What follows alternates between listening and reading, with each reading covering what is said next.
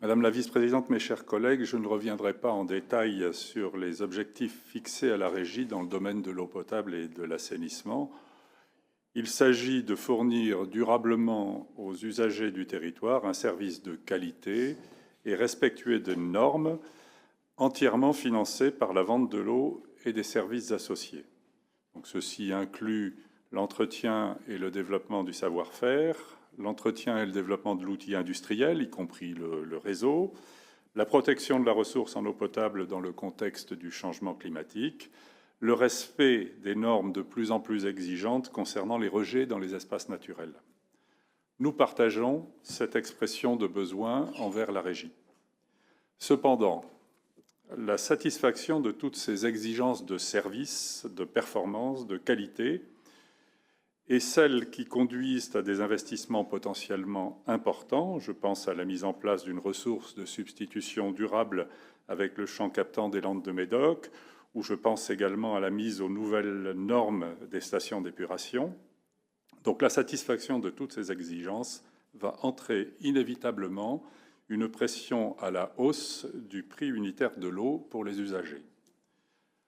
Pour que le prix soit considéré comme juste et acceptable, il faut que cette pression soit contrebalancée par une pression contraire, extérieure aux producteurs, c'est-à-dire en l'occurrence la Régie. À titre d'exemple, dans le domaine de l'énergie, cette pression vient de la concurrence pour les marchés ouverts ou de l'autorité de régulation pour les marchés captifs.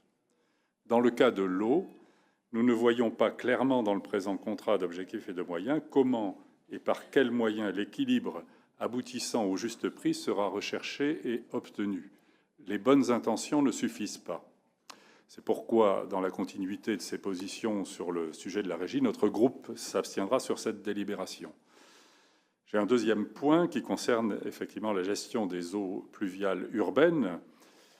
En effet, la protection contre les inondations lors des épisodes de fortes précipitations qu'on nous annonce plus intenses dans l'avenir, cette protection est une préoccupation importante des habitants de notre territoire.